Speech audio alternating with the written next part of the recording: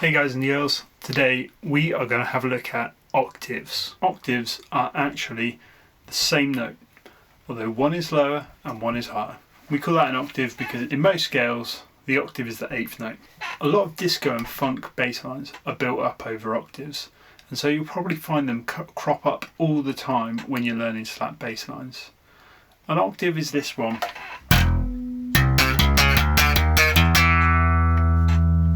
So we're going to have a look at them a bit more in depth today and kind of understand how to find any octave in any place. It's much easier than it sounds. So first of all, we need to learn how to play the octave. We're going to play the 3rd fret on the E string to start with. Now to find our octave, we're going to go down 2 strings and up 2 frets. So we are now going to play the 5th fret on our D string. So we've got...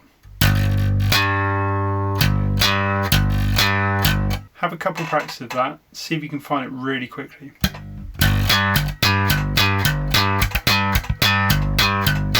Once you've found that octave, you can actually find that in any position.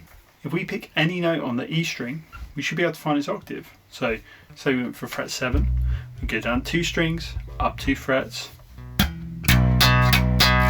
That's the quickest way to find the octave. Obviously, it's only going to work on the top 2 strings, because we run out of string space to go downwards as we move down the neck.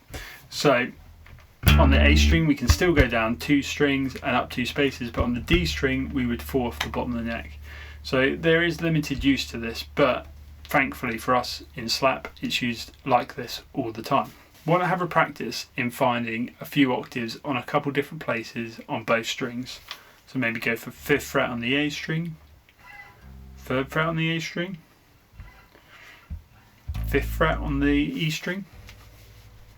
Have a look around, see if you can find them. Once you've gotten fairly used to that, you might notice that if you're using one finger, it's quite hard to skip between the two. We need to make sure that we're using all the fingers on our left hand to get it to work easily. So when I'm fretting on the top string, I'm using my 1st finger. When I'm fretting on the D string, I'm using my little finger. You can use your ring finger if you prefer. Some people do, but if you use your little finger enough, it will strengthen and it'll be very easy to do.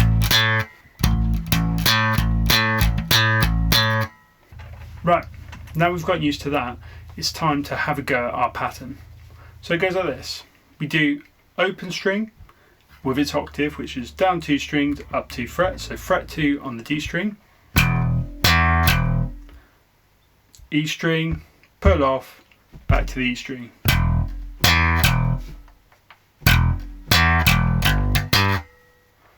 So we got E, E, E, then we're going 3rd fret,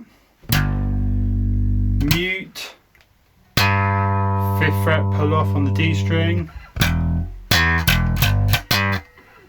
and then this is the bit where you get to kind of make up whatever you want.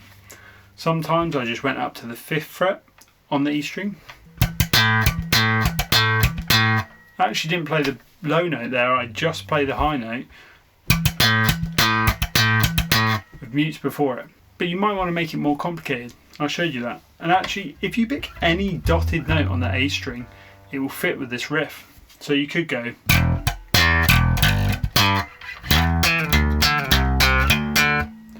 Or if you're feeling really crazy, you could go.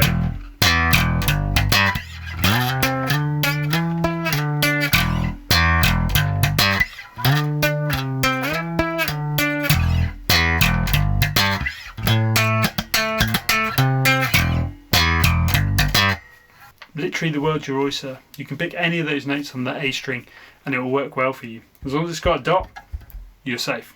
Even the double dots, absolutely fine.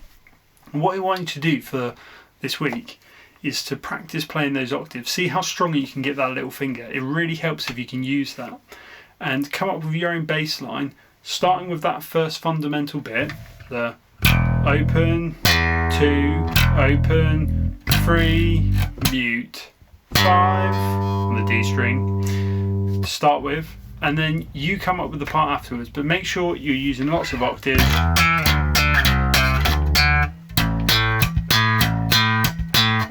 There's a couple notes that you can't use, so don't go too far on the top string. If you're going to use them, use 3rd fret and 5th fret. But on the A string, you can pick whatever you like. So have a go, come up with something you really, really like, and maybe send it over if you want to. Alright, I'll see you on the next one. Bye guys.